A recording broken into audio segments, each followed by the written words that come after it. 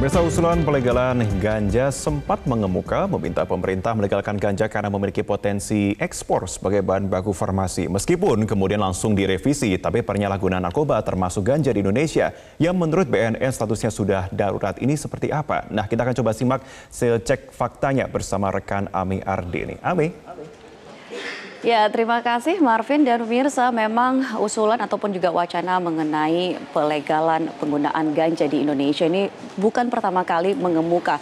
Namun mengingat ganja ini tergolong sebagai psikotropika dengan golongan 1 bersama dengan heroin. Kemudian di situ juga ada daun dan tumbuhan koka, sehingga ini pun juga menimbulkan pro dan kontra apakah boleh atau tidak. Nah, faktanya memang banyak negara di dunia ini yang melegalkan penggunaan ganja dan secara aturan internasional ini ada dasar hukumnya. Yang pertama kita akan lihat dulu landasan hukum yang diadopsi atau melatar belakangi keputusan sejumlah negara untuk melegalkan penggunaan ganja untuk kepentingan rekreasional ataupun juga kepentingan kesehatan.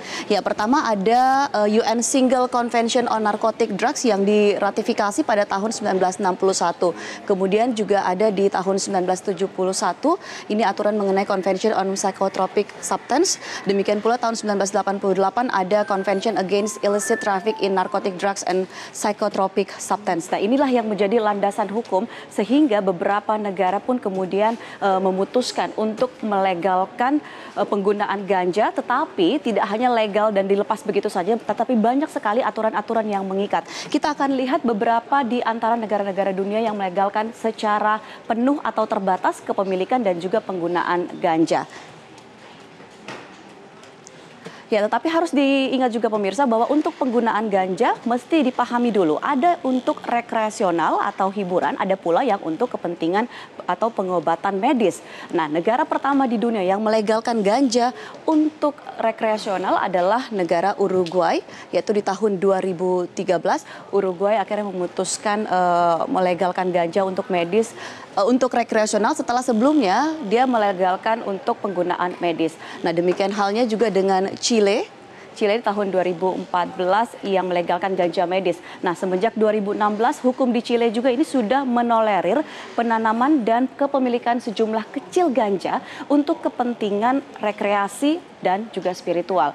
Sementara di Peru ini juga kepemilikan ganja diperbolehkan asalkan untuk penggunaan pribadi dan tidak dipakai di muka umum dan bersifat segera. Nah, sementara kita lihat kalau di Eropa ada Belgia, kemudian juga ada Belanda. Nah, di Belgia ini memperbolehkan orang berusia 18 tahun ke atas untuk memiliki ganja maksimal hanya 3 gram dan membudidayakannya pun dibatasi hanya 1 pohon saja. Sementara kalau untuk ganja medis untuk kepemilikan dan pembudidayaan ini dilegalkan per 1 November 2018 di Inggris. Ya, tetapi ada syarat bahwa boleh digunakan ketika tidak ada obat lain yang terbukti bekerja. Lalu kembali ke Belanda tadi. Belanda ini walaupun secara hukum sebenarnya di Belanda itu ganja adalah ilegal. Tetapi Belanda mengizinkan warga negaranya untuk merokok ganja hanya di kedai-kedai kopi.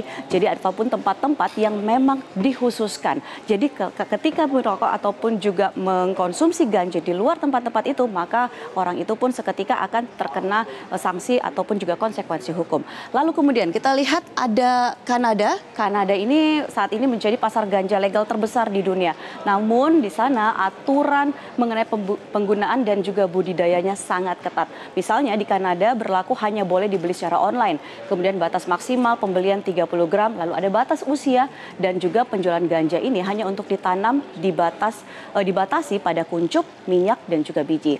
Lalu di Amerika Serikat. Nah, ini dia Amerika Serikat memang sempat menimbulkan pro dan kontra juga, tetapi ternyata di Amerika Serikat sudah ada 33 negara bagian yang melegalkan ganja untuk keperluan medis sejak tahun 1996.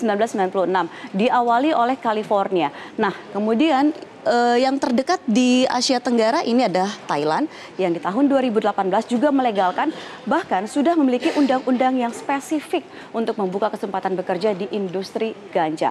Ada negara lain yaitu Filipina dan juga Malaysia, ini juga saat ini juga sudah berproses ke sana. Walaupun demikian tentunya pelarangan atau pelegalan ganja ini masih menjadi kontroversi di dunia, terutama kalau kita bicara mengenai dampak positif ataupun negatifnya. Ya, ini dia beberapa di antara dampak positif yang dipakai ataupun juga dijadikan argumentasi bagi pihak-pihak ataupun yang menganggap bahwa perlu legalisasi ganja. Yang pertama, ganja ini memang digunakan sebagai pengobatan berbagai jenis penyakit kronis, misalnya artritis seperti itu. Lalu juga ini yang paling banyak menjadi alasan adalah mengurangi simptom yang muncul akibat penyakit Alzheimer, kemudian juga Parkinson, kanker, dan lain-lain. Lalu selain itu juga ganja kenapa dipilih? Karena dianggap sebagai penghilang rasa sakit yang jauh lebih aman kalau dibandingkan dengan obat-obat penghilang rasa sakit. Ganja ini dianggap bahwa tingkat adiksinya atau ketergantungannya jauh lebih kecil kalau dibandingkan dengan obat-obatan yang dibuat secara kimia. Selain itu juga ganja atau tanaman kanabis ini sudah digunakan selama ribuan tahun dengan hasil yang terbukti untuk sejumlah orang dan juga ini yang banyak dijadikan alasan oleh negara-negara sehingga mereka akhirnya memutuskan untuk melegalisasi ganja karena ada keuntungan ekonomi bagi negara ataupun juga daerah dari pajak yang didapatkan ketika ada perdagangan ganja di sana. Itu dia tadi yang pro-nya. Sementara bagi yang menolak legalisasi ganja ini beralasan yang pertama, harus diingat ada resiko 40% meningkatkan resiko gangguan mental, baik itu skizofrenia dan juga lain-lain. Lalu ganja juga mempengaruhi kemampuan kognitif dan tentunya karena ini merupakan psikotropika sehingga ada resiko timbul ketergantungan atau adiksi.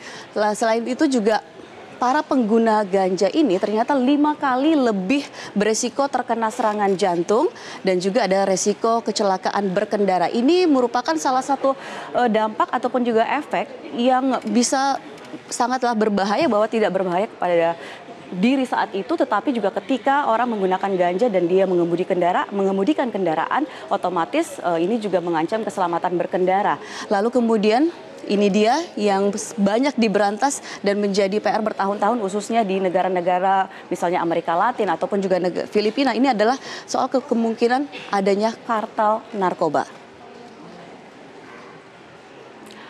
Ya, lalu bagaimana dengan Indonesia? Mungkinkah kita mengikuti jejak Thailand dan negara-negara lain? Nah, kalau kita lihat dari segi aturan yang berlaku saat ini sepertinya mustahil untuk melegalisasi ganja di Indonesia. Karena ada Undang-Undang Nomor 35 Tahun 2009 tentang narkotika dan psikotropika yang jelas-jelas memasukkan ganja di golongan 1 bersama dengan opium mentah, kemudian tanaman dan daun koka, lalu ada heroin dan lain-lain di sana.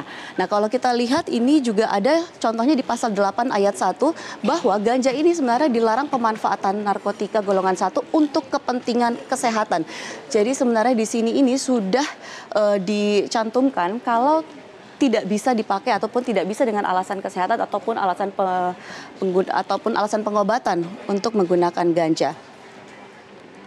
Tetapi ini kalau kita lihat ada yang harus disadari ketika kita berbicara untuk keperluan medis ataupun pengobatan penyakit kronis tertentu, maka sebenarnya banyak yang berusaha untuk menjadikan pasal 8 ayat 2 ini sebagai pintu masuk dalam tanda kutip ataupun pengecualian, karena di sini dikatakan dalam jumlah terbatas maka bisa digunakan selama mendapatkan persetujuan dari Menteri atas rekomendasi Kepala Badan Pengawas Obat dan Makanan. Nah, ini pun juga yang berusaha untuk digunakan. Kalau kita ingat juga dulu ada tahun 2017 ada kasus hukum yang terjadi yang berusaha untuk menggunakan atau mendapatkan izin pengobatan menggunakan ganja ini. Saat itu ada kasus yang melibatkan Fidelis Ari Suderwanto yang menggunakan atau menanam 39 pohon ganja. Dia merupakan warga Sanggau, Kalimantan Barat yang kemudian divonis 8 bulan penjara dan denda 1 miliar rupiah karena menanam tadi 39 batang ganja yang sebenarnya dia peruntukkan adalah untuk pengobatan almarhum istrinya yang menderita siringomeila. Nah, memang walaupun ada celah yang berusaha digunakan oleh Fidelis, tetapi ini tidak berhasil sepertinya karena lagi-lagi ada konsekuensi hukum. Apalagi kalau kita bicara soal narkotika di Indonesia, hukuman bagi para pengguna narkoba ataupun juga orang-orang yang melanggar undang-undang tentang narkotika dan psikotropika ini sangatlah besar atau sangatlah berat. Ada di pasal 111 Undang-Undang Nomor 35 Tahun 2009. Di sini sudah mengatur sanksi hukum akibat kepemilikan, kemudian penyalahgunaan dan juga penjualan narkotika termasuk juga ganja di dalamnya. Dan hukumannya ini sangat berat, bahkan sampai dengan hukuman pidana seumur hidup. Ya, memang tidak 100% tertutup kemungkinan kalau ganja akan dilegalkan di Indonesia sepanjang ini untuk keperluan medis. Lagi-lagi digarisbawahi untuk keperluan medis. Tetapi sebelum sampai ke sana, pastinya harus dipastikan dulu seperti apa riset medisnya, lalu bagaimana pengawasannya, siapa yang akan bertanggung jawab atas tata niaganya, lalu aturan hukum ini juga apakah bisa menjamin tidak akan ada penyalahgunaan. Jangan sampai kita silau melihat potensi keuntungan triliunan rupiah pemasukan ke kas negara, tetapi mengatur kendaraan agar tidak bisa parkir sembarangan saja kadang masih ada yang lengah. Nah, soal ganja ini tentunya tidak boleh terjadi kelengahan ketika mengatur peredaran barang yang berpotensi disalahgunakan seperti halnya ganja. Demikian fact check kali ini, kembali ke Anda Parvin. Baik, Amy Ardini, terima kasih untuk pemaparannya.